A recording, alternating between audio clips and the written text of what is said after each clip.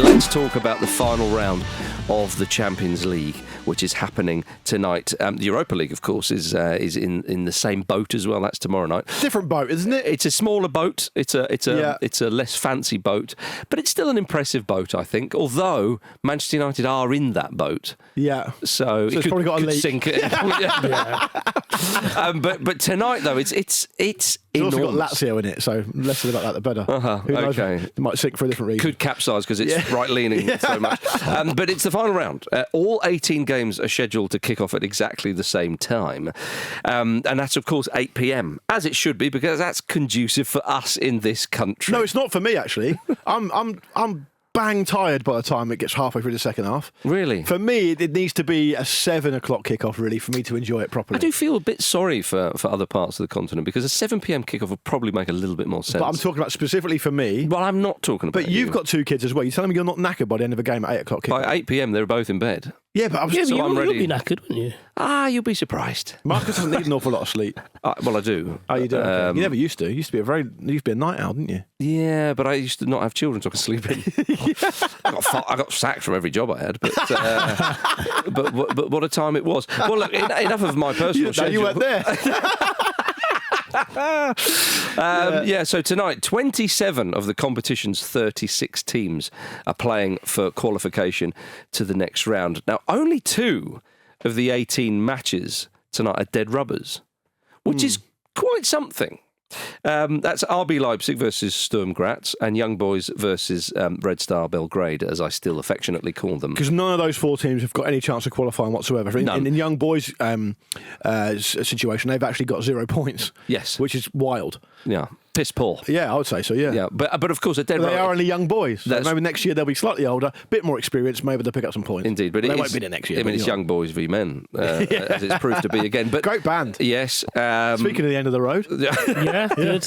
Yeah. But, so a dead rubber is not one side has nothing to play for and the other side can still qualify. Yeah. So a dead rubber there's absolutely nothing on it. Can I address this before Vish comes in? Because I've been pulled up, and I think on this case, fairly, by a lot of listeners and a lot of people on the social media stuff I still do look at, saying, because I made a comment a few weeks ago about how, there's still dead rubbers, it's a little bit boring, blah, blah, blah. And I think the people who pulled me up on that are spot on, and I was bang wrong, because I think what I was getting confused between was the idea that some of the games have been boring, which they have, and dead rubbers.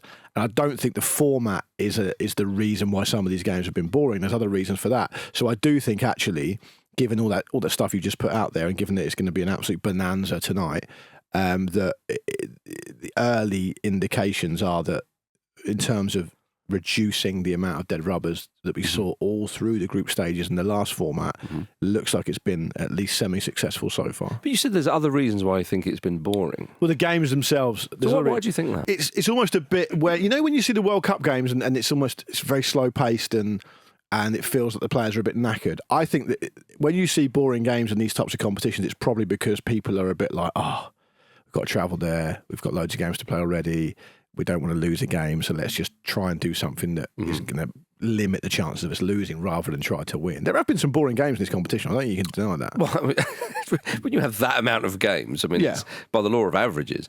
I understand the reasons why this format came about are to be criticised, scrutinised, and it is quite regretful that it came about in the manner it did. Basically, the bigger clubs pushing them around and issues of super leagues and all that kind of stuff. So that is a shame. But I do think, and tonight we will certainly see, but I do think, Vish, it has been broadly successful.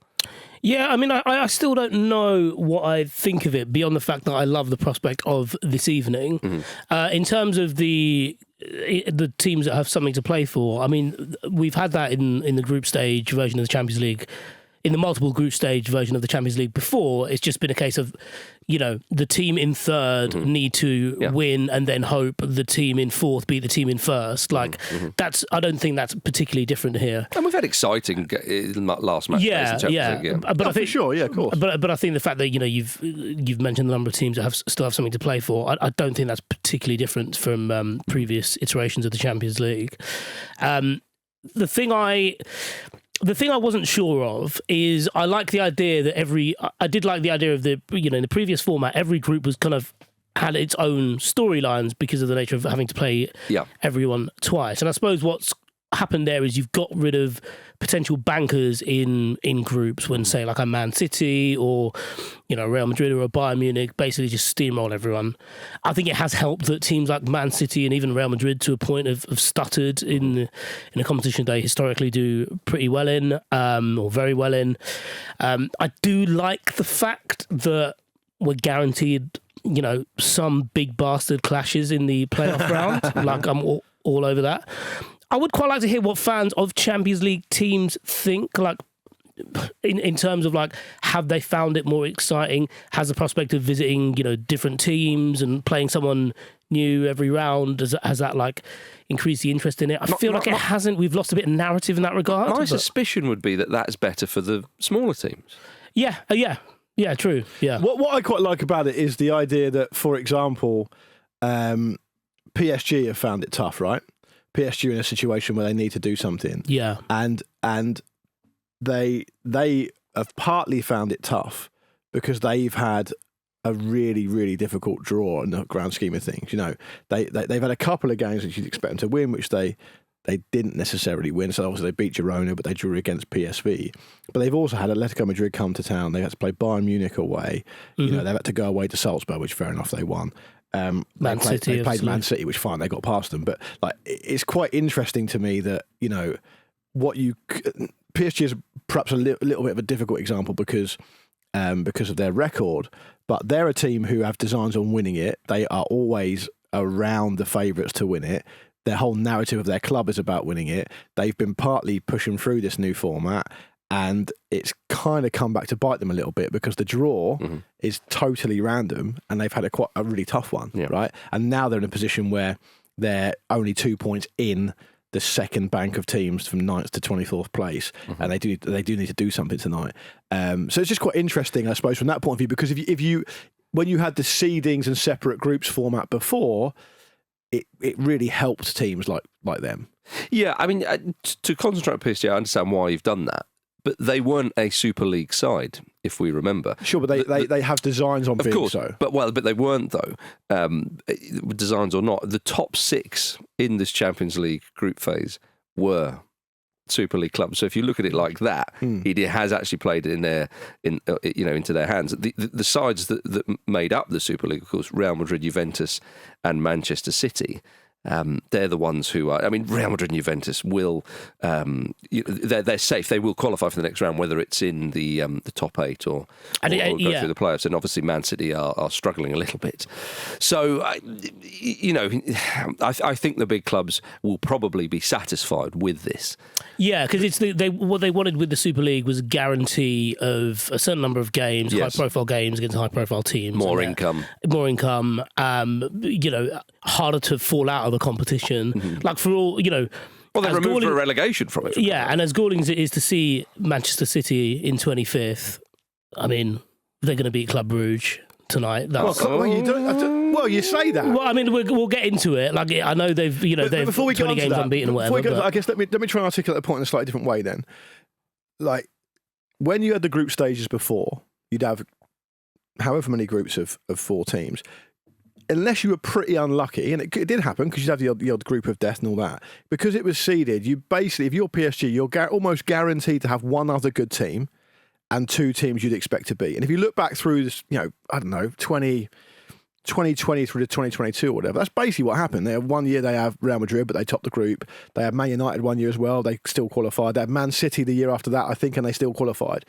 The point is that it's a gamble to move to this format. It does guarantee more games because in the group stage, of course, before you only had 6 games, but it also comes with a gamble built into that draw that's totally randomised.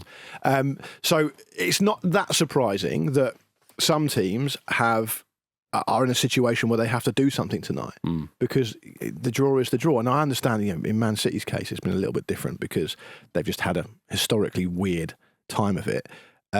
But that does seem to be, and we'll see over the coming season, but that does seem to be one of the byproducts of this new format is that you're going to get teams who get really tough draws.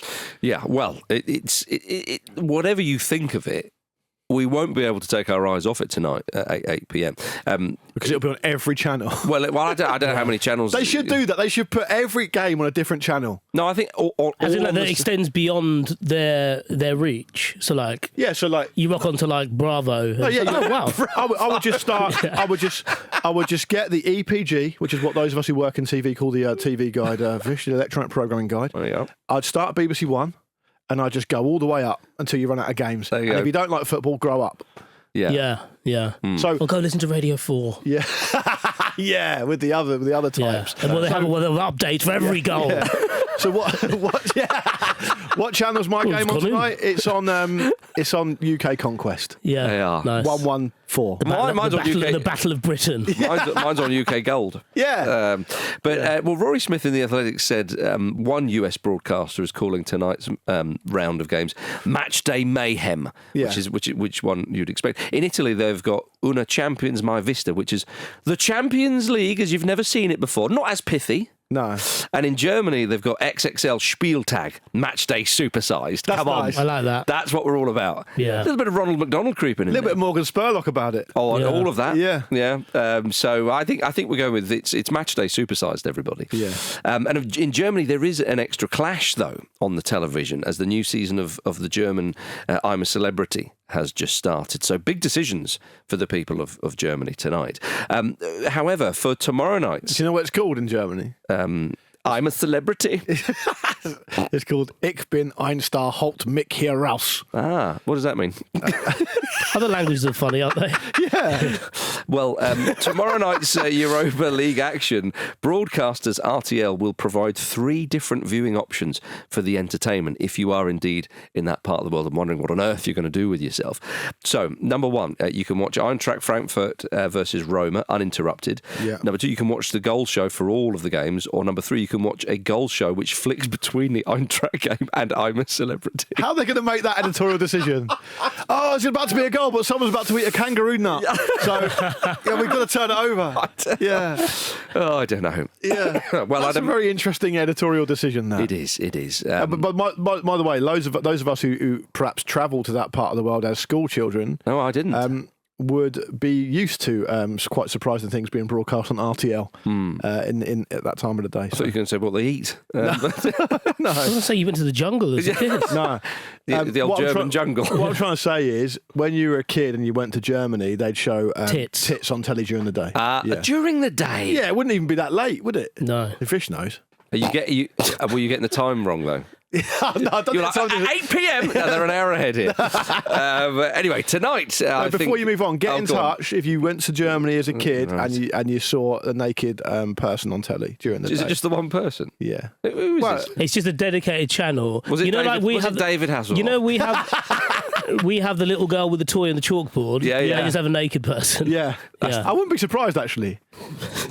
Horrendous. Yeah. I'm desperate to move on to Manchester City versus Club Brugge, which is tonight 8 p.m. and I'm sure a lot of people will be watching this. I'm sure a lot of people will be supporting Man City. I'm sure more people won't be. Yeah, can we get stuck into this, because Vish has just basically dismissed Club Brugge, right? They've lost 1 game since September in all competitions.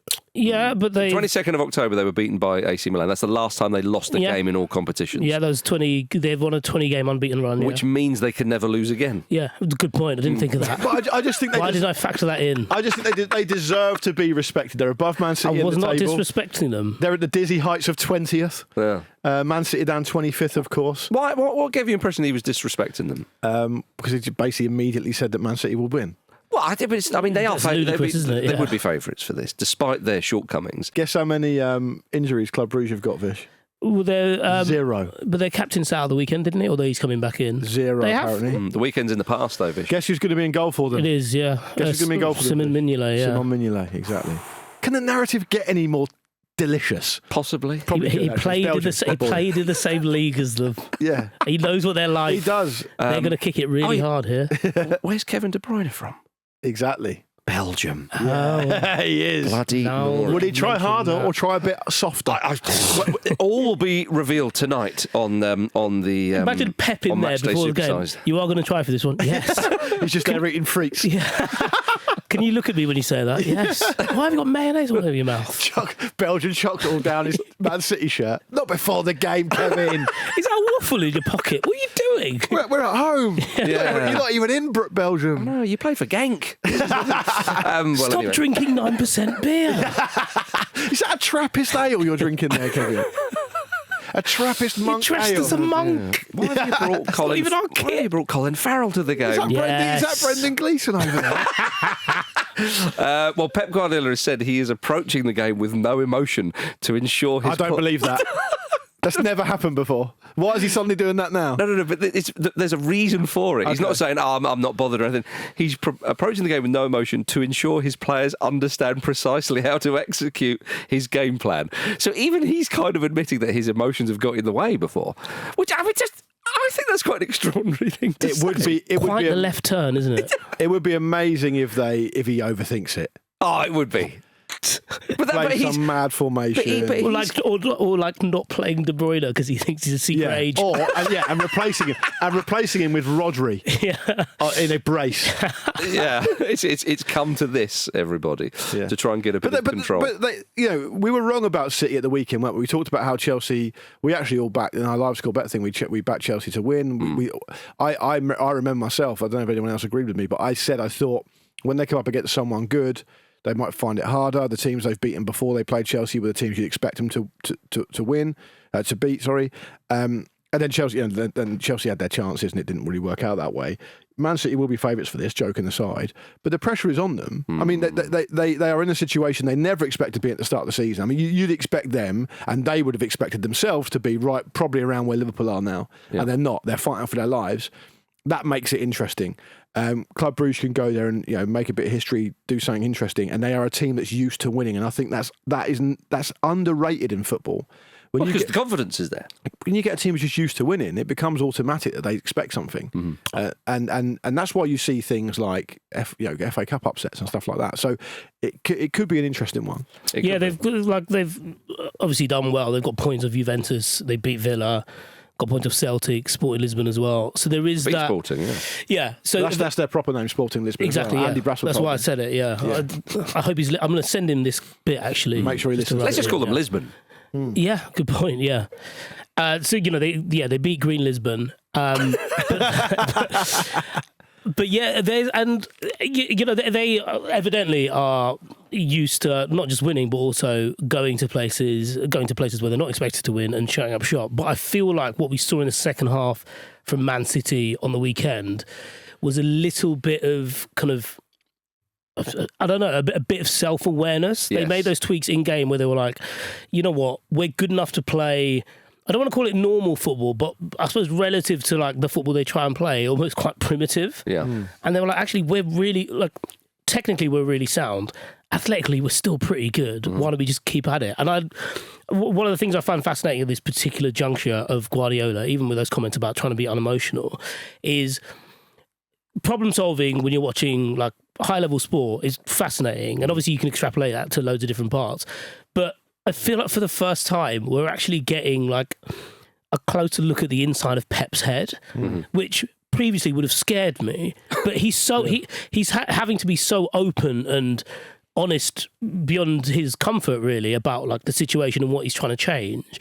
That I don't really know what he means by that, by being unemotional, because I mean they've been quite machine-like in their best moments, haven't they? That's right, yeah. So he's almost like, he's saying to his players, look, ignore the scratches on my head. I am totally fine with all this. Yeah. And he's almost trying to, not play them, but tweak his relationship with the players. And I find that fascinating. And I think they will be better for that. I think there's a huge inflection point in the Chelsea game where Chelsea are 1-up after a mistake from City, and Palmer goes on goal, and this is on Monday, doesn't shoot and doesn't score.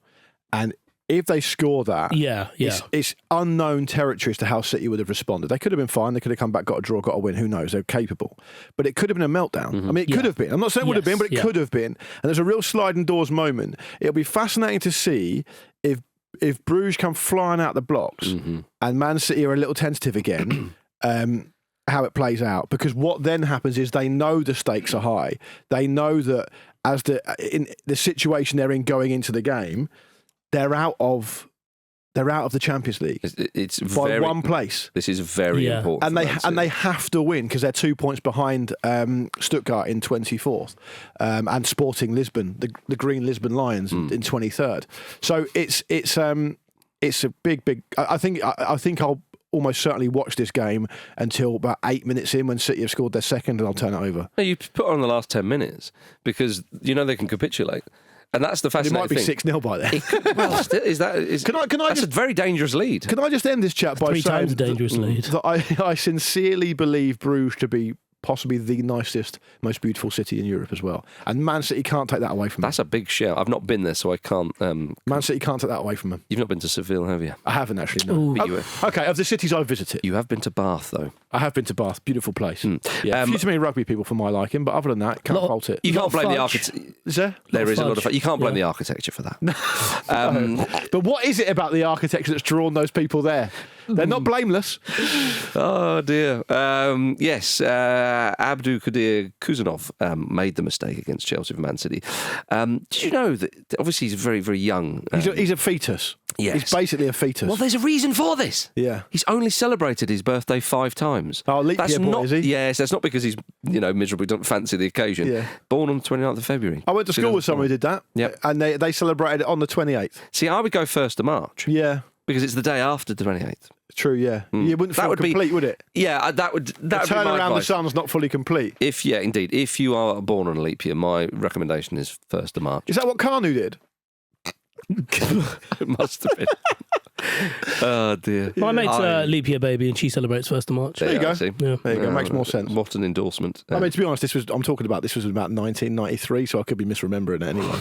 Well, indeed. Coming up after this, everybody, it's Aston Villa versus Celtic in another Battle of Britain. I'm going messing this, right? Because he hates when people leave stuff about and he goes, "Come on, man," like that. And the fact that I don't moisturise my knees. Oh, Hates that. You've got to moisturise. Moisturise your knees, you know what I mean? You just got to moisturise. If it's dry, you just got to put a bit of cream on. Can I put cocoa butter on a guy for Clydebank, you know what I mean? Welcome back to the Football Ramble, everybody. What a Cocoa legend. butter and a band from Clydebank. That was John McGinn. Yeah. Do you like that more than his chips? No, I think I prefer that. It goes hand in hand. I love the video of him singing Sunshine on Leith when he won the World Cup. That's brilliant. He's so happy. He's very happy. Is he going to be happy tonight? Aston Villa versus Celtic, of course. You know it's at 8 p.m. Yeah. If Manchester United versus Rangers was described as a Battle of Britain, then this one definitely can. Stop! It's by you. Yeah. No, it wasn't by me. You and the Sun. You and the Sun newspaper. Like peaches and cream. Like boiled beef and carrots. No, there was other people, as you well know, that said that. Yeah. You could have chosen to not refer to it as that. Yes. But you didn't do that. Life's full of little regrets. Aston Villa are currently one place outside automatic qualification to the last 16. And they would really rue that loss in Monaco and one or two other sloppy results, but that one in particular. They trailed by Leverkusen on goal difference, so this is such a crucial game for Villa. Obviously, they need other results to go their way, but it is doable. But Celtic have qualified for the knockouts, which is a big achievement for them. And under Brendan Rodgers, they are going pretty well, Vish, as we thought they would. So a tricky one for Aston Villa, but they will be favourites. Yeah. It's quite a fascinating matchup if you see, the way that both teams play, particularly the way that Celtic, when they go forward, like basically having a lot of ball to feet and they like pressing high, and you're basically seeing two teams with broadly similar ways of going about things. So for that reason, it'll be interesting. And I think, Villa Park has been, it's looked so much fun during this Champions League run. And it's interesting that, obviously they're through, so it's fine, to the knockout stages as our Celtics, as you said. Perhaps probably the first sign of a bit of tension could emerge tonight because... Yeah. From the outside, you think it's a win-win thing here. You either get through or you get an extra night to, have a bit of a... To charge your fans a lot of money. Well, I suppose there's there's an incredible thing to witness anyway. But yeah, obviously you'd want to go through straight away. So I think for that reason, it'll be interesting to see how they deal with that kind of anxiety. But I think it's going to be exciting all the same. Yeah, I do. I think I understand what you mean by the anxiety. I mean, Celtic are unlikely to finish in the top 8, but I'm sure if you just because the amount of teams above them. Yeah, right? indeed. Yeah. I mean, I think it's very, very unlikely. I'm sure if you said to Celtic, going into the last round of matches, you will be sitting on the same points as Juventus to a lesser extent, but Real Madrid, Bayern and Dortmund, I think they would, have been very pleased with that, and they should be. I think both teams are in the situation where if you give them this situation at the start of the campaign, they'd bite your hand off. Yeah, I mean, Celtic, they've lost once in the Champions League so far. They've been very, very this good. campaign. So it has been a decent campaign. And as I say, they are through to the knockout. So it has to be considered a success for them. But with Villa, I do think getting into that top 8 would be massive for them because you've got, as I say, you're then into that round. I mean, I think when we think of qualifying for the next round, it is a playoff. You could go out then. And not only that, 2 nights of what is high octane, high risk football. When you've got such a packed calendar and you're desperately trying to manage that, as Emery is at Villa, I think really could do without that. But of course, if they end up in that position, then you deal with it.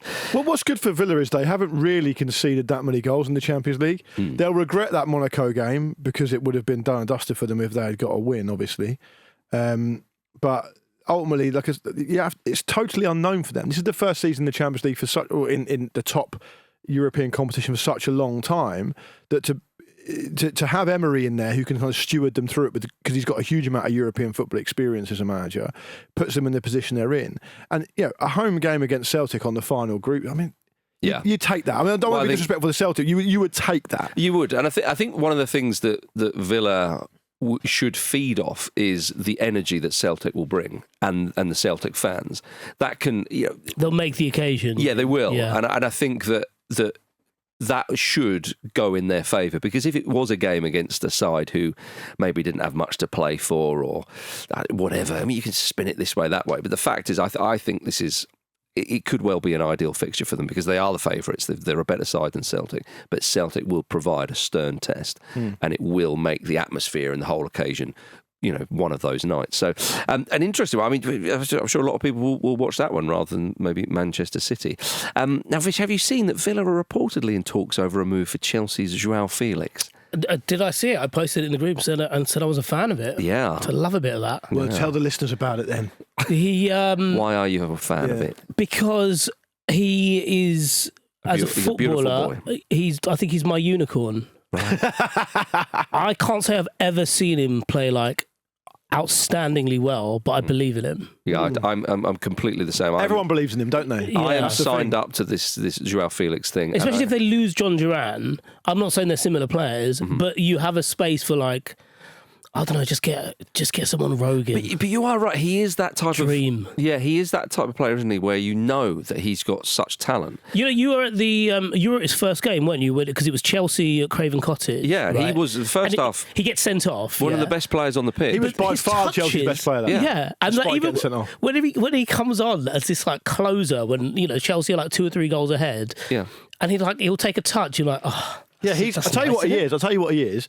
He is a premium Rolls Royce that you leave in the garage. Yeah. You don't drive him anywhere. Yeah. He doesn't really score that many goals. No, on a Sunday afternoon. Yeah, around the Surrey Hills. Yeah.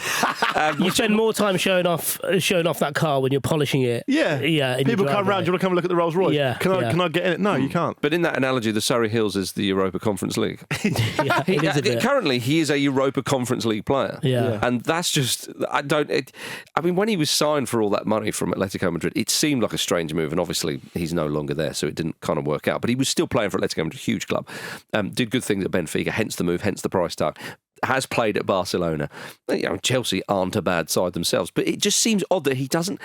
It's like nobody knows where to play him or to get the best out of him and so on. And I just think somebody just give him minutes. Surely there's a better player there. Yeah. And if it comes at Villa, then brilliant. Yeah, I know. I think it's the kind of player that if you're an Aston Villa fan, you're super excited about. Do you know what I could see happening though? Is it Villa? If Villa don't sign him, he goes to Man United in the summer. Yeah. I am all over that, especially Pogba coming back as well. Oh, and that'll be the end. And then after that, he'll be off to Saudi. Yeah. You know. That's the thing. So that's the thing. He's got a bit of the Oscar about him. That is, there is a bit of that. Not at the moment. If you look in his eyes, it's not the same. No, I totally agree. But I do think there's a bit of Oscar about him because ultimately he might just get fed up and be like, oh, fuck it. If I'm not going to play, I might as well earn a shit ton more money than what I'm doing now. But I feel like whether it's the Villa thing or wherever else he goes, I feel like the football community has a duty to keep him in these pockets where it's like we see him every week. Yeah. He's playing meaningful football. I don't think that's disrespectful to say, given how Saudi operate anyway. Mm-hmm. And we just get to enjoy him, and we kind of keep the enjoyment in him. Yeah. So I feel like we have a duty as a sport to. You remember, like we didn't see as much of Pablo Aimar as we'd have liked. That was due to injury. This is due to people not picking him. Do you remember Diego, the Brazilian Diego? Yes, as well, of course. Came through with Robinho. Another one. I think that I'd at some point soon, if he's not playing, get him back at Benfica because they will play him and he'll tear it up, and we'll see. But the problem with all this is, you talk about Saudi there. The problem with all this is he's on one of those Chelsea contracts. He's contracted till 2030. God knows what his wages are. He's basically contracted until he's 30 years old in 2030, and the contract will be massive. So it's hard to see how. That's probably why Villa are going, let's loan him. And that's probably why I'll end up at Man United, because they're stupid enough to do it. Yeah. And Saudi can afford to do it. No, I'm all over that. You're not wrong. You're not wrong, but I'm all over that. It would have to be an extraordinary... He's like a male escort of a footballer. He is. But it would have to be an act of extraordinary charity on behalf of João Felix to go back to Benfica. I mean, it would be whatever he's getting paid at Benfica. I know it's grotesque, the amounts we're talking about here, but this is football. It would be on a pittance compared to what he's got at Chelsea. So he's almost like made these decisions that has put him in that kind of hinterland. A kind of quite chaotic club in terms of personnel. Come to Fulham. Great player though. I love watching him play. Imagine him bumping into him on King's Road during the day. Yeah, just looking glorious. Yeah. You're not playing today, are you? He will if it works out as it should. He will cost Man United about 4 more youth team players for PSR reasons, and I'm all for it. I'm telling you. Oh dear. Imagine the pensioners who are going to be out their arse then. Go on, Jim, make it happen. Yeah. The programme is just a laminated piece of paper. Yeah. Jim's trying to sell his Sir title. He's knighthood. Elsewhere tonight in the Champions League, Liverpool travel to PSV. Arsenal travel to Girona. Liverpool, of course, already through to the last 16. A draw will guarantee that they top the Champions League. And as it was suggested on this very show, some sort of shield they should get for that. I think. Yeah, the supporter shield type thing. Yeah, some sort of recognition, I think. Arsenal are all but through to the last 16. A draw would guarantee it. Any bets on them losing 1-0 last minute goal?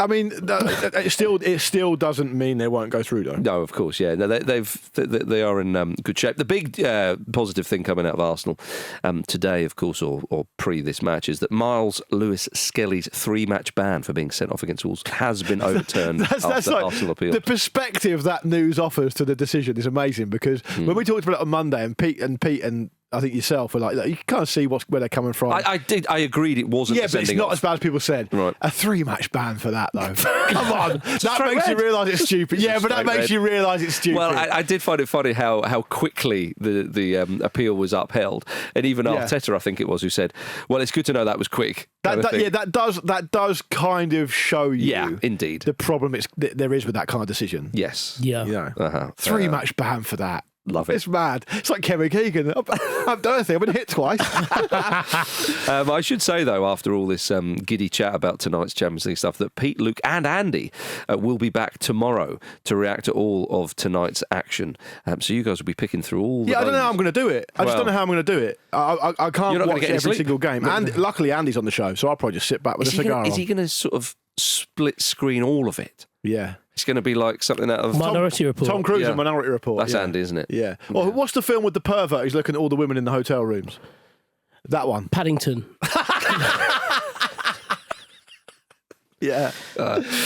Dearie me. Subscribe so you never miss an episode of the Football Ramble, not Paddington. Dirty little so-and-so. Coming up after this, Ruben... It's not marmalade. Yes, Ruben Amorim is no longer talking to Marcus Rashford. Excellent. Now then, everybody, let's talk about Marcus Rashford. I'm sure you all have been keeping up to date with this. They're reportedly no longer speaking. Amorim is said to only speak to Rashford when addressing the squad generally. So yes, So that's what else he said? Well, he also said, this was a couple of days ago, around the Fulham game, he'd rather give a place on the bench to his 63-year-old goalkeeping coach instead of Marcus Rashford because of a perceived lack of effort. Do it. Talk is cheap, Ruben. I know. Do it. Well, he's got other squad mates. They need to have some injuries. Harry Redknapp would do it. He would. Wouldn't he? Yeah. To make a point to the chairman. But Harry Redknapp is a man of good standing and decency.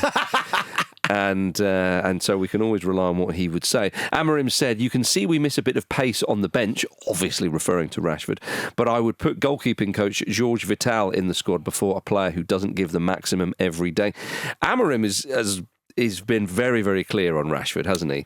And it was interesting to hear the comments from Andy Mitten, United We Stand fans, hugely connected to the club and has written about them for many, many years, and is quite an authoritative voice on all things Manchester United. Yeah, he said loads of different managers have had a problem with him. Yes. And there was also a quite a revealing quote from Paul Scholes that I saw yesterday, who's clearly still very well connected at the club, saying that post Hayes he needs to move him on. He needs to go. So it's funny, isn't it? Because I think the public have got a lot of sympathy with Rashford because of the school discipline and all, but because I think what it is a really complicated situation for everyday communal garden football fans who aren't nerds about it like us, right?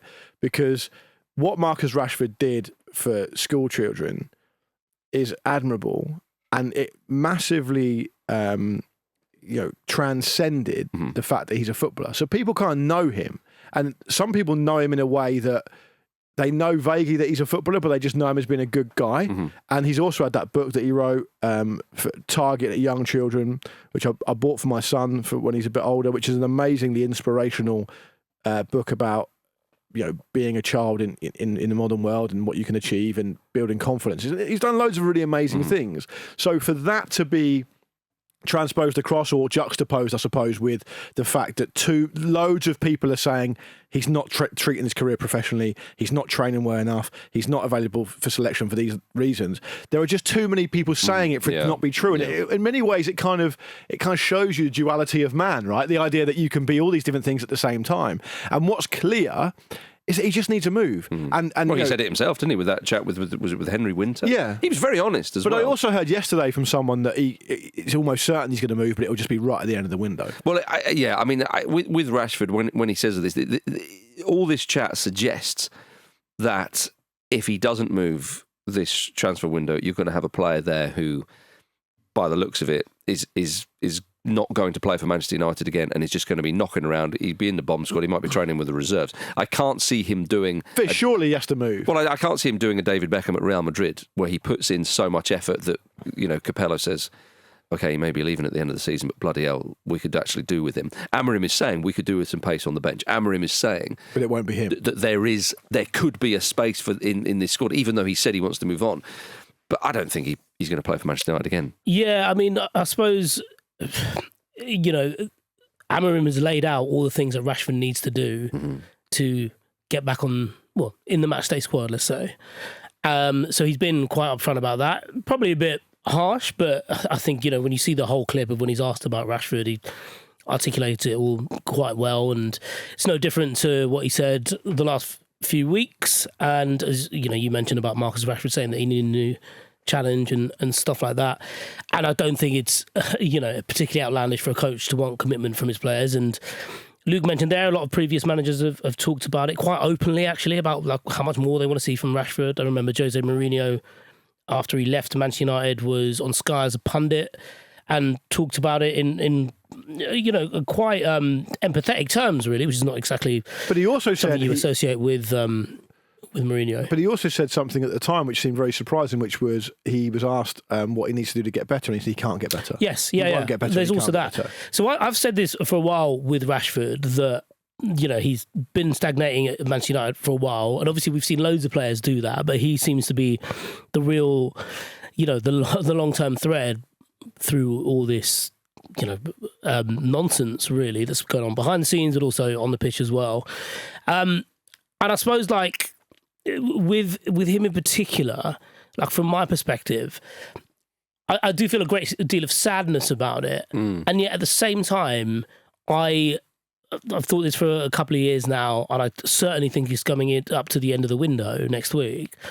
If he's still at the club, that's a bad thing for Marcus Rashford. Yes. And it's probably worse for Marcus Rashford than it is for Manchester United, because it speaks to someone who is kind of done with with bettering himself in some way.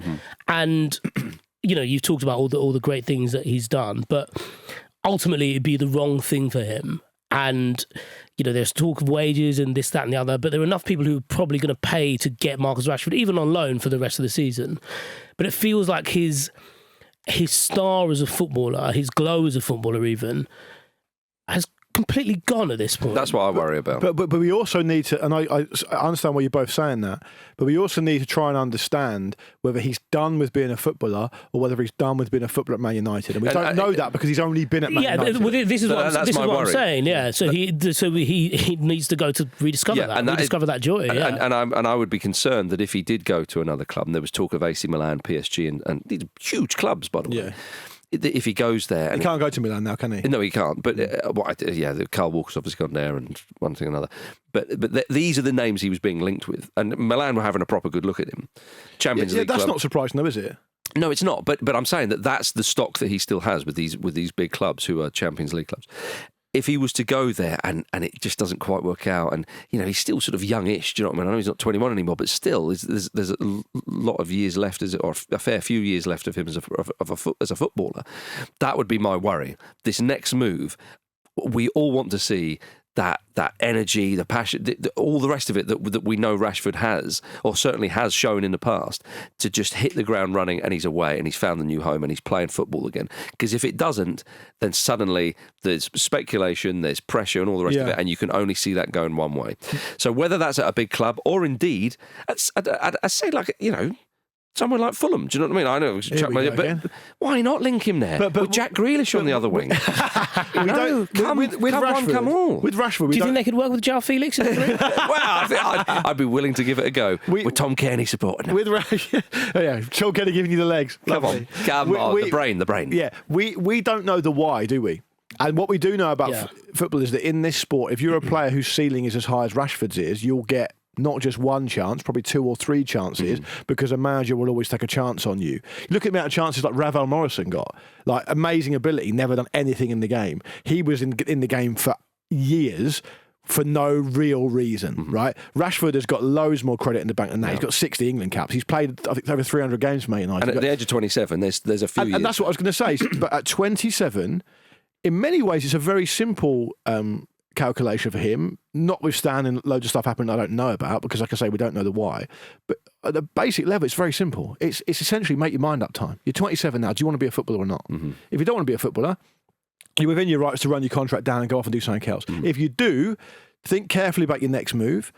Think carefully about where you fit into wherever you go next and what you can contribute, and get your head down. They're the two options, really, because I think what makes people feel uneasy at United as fans, for example, especially with a kind of homegrown player, is this idea that you can kind of have your cake and eat it. So you hoover up all the money, you kind of brief people, you do interviews with journalists talking about this, that and the other, but the reality seems to be based on an overwhelming amount of circumstantial evidence that you're just not fucking putting it in. You can't have it both ways. I think he just needs to make a decision, really. Well, and I think with the interview he gave with Henry Winter, it sounded like he was... The noises were, to me, sounded like a guy who was like, no, I want to... I want to be a footballer, but not here. Yeah, and that's what it sounded like. Be a part of the... But we'll see, won't we? Be a part of the rebuild at Man City. But if he does go, to a, what's interesting, and maybe it speaks to why the decision's not been made yet, because maybe there's a few things that he's considering. But if he does go to, say, just pick any kind of big club out of, pick Villa, because we just talked about them.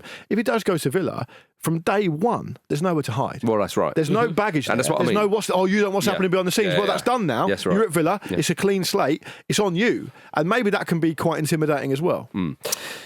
Indeed, everybody. Right, I want to go much further abroad and talk about... What, to Manchester? Yes. Salford? The independent Republic of Manchester. Yeah. People's Republic. I want to leave this... By the way, we are going there in May, so actually, looking forward to it. Okay. Oh, yeah, good point. Fuck Salford. I from footballers who maybe we're thinking, are they a bit disillusioned? Do they still want to be footballers and all that kind of stuff? I want to talk about Neymar. Neymar has left the Saudi Pro League and he's leaving club Al Hilal. Of course, he joined them in the summer of 2023 for £77.6 million. He had 7 months remaining on his contract, having joined it on a 2-year deal with a reported wage of £129 million a year.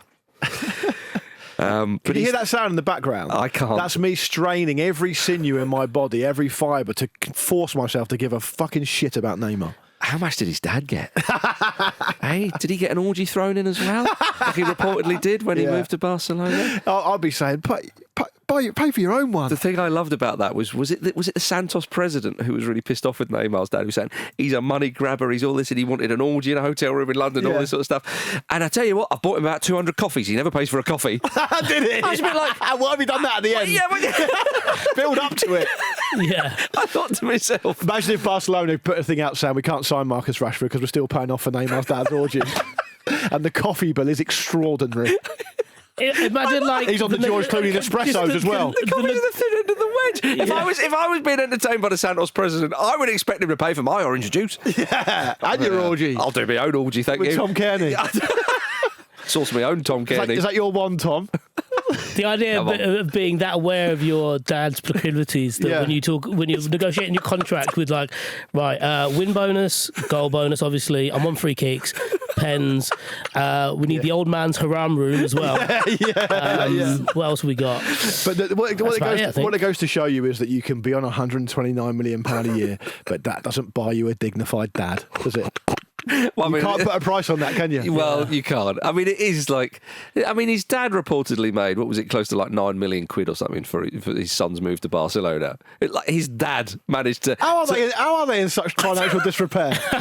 Luke, like... But his dad looks like Tuco from Breaking Bad as well, he does, which is pleasing. Which is very pleasing. Yeah. Right, Daddy Elmo, okay, you still can't play. Can you take this flat white up to room 235? Whatever you do it blindfolded. Oh, fucking knock first.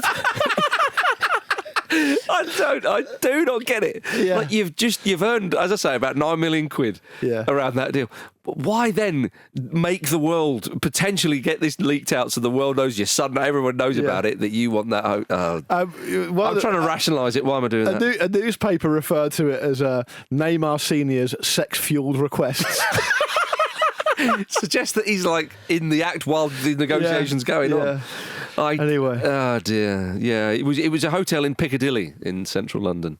Yeah, good to know. Piccawilly. You could have gone Dickawilly. I know. It was. I thought I'd go doubled it. Bit softer. Softer. So anyway, is he going to Santos or not? So this started out, Be great if he did, wouldn't it? Yeah.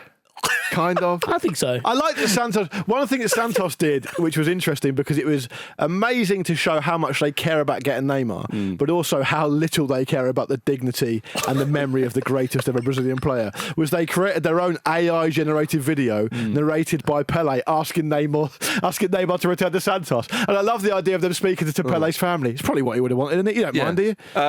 Yeah. How much are you going to pay for us? Yeah. Hand over the coffees. Do you remember? Pele was, of course, a very dignified man in life and didn't do anything to commercialise his brand or name, and he would be turning in his grave to hear about this flagrant commercialisation of his memory. Do you know those pills he used to flog? You couldn't give them to Neymar's dad, could you? Exactly, yeah. Oh well, what the a video is reported to have quote unquote moved Neymar's father. Well, don't comment. Leave that out there. My goodness. I paid for 200 coffees he had with me. Tell you what, no wonder he could stay up so long. Right. I want to end the show. I don't want to end the show with Neymar's dad. I don't want to finish with Neymar's dad. I want it to be a dignified ending. Yeah. Roque Santa Cruz is excelling back in his home country of Paraguay. He's been there for a few years now, but I tell you what he's doing. He's having a lovely old time, and we're going to talk about that more on Ramble Uncut. It's a lovely way to finish. Just the memory of Roque Santa Cruz looking probably like a proto João Felix strolling around. It's that look. Man City, It's that beautiful look. Yeah, we should definitely talk about him on Uncut because it's quite the story. Yeah, I wanted to end with people thinking about Roque Santa Cruz looking beautiful rather than Neymar's dad shagging in a hotel. Roque, okay, well, let's compromise. we're going to talk about on Uncut, which you need to be a Patreon subscriber to listen to. Right. We're going to talk about Roque Santa Cruz strolling around Paraguay with a big old hard on. There we are. With a big old honking boner. If the Santa Cruz is rocking, don't come knocking.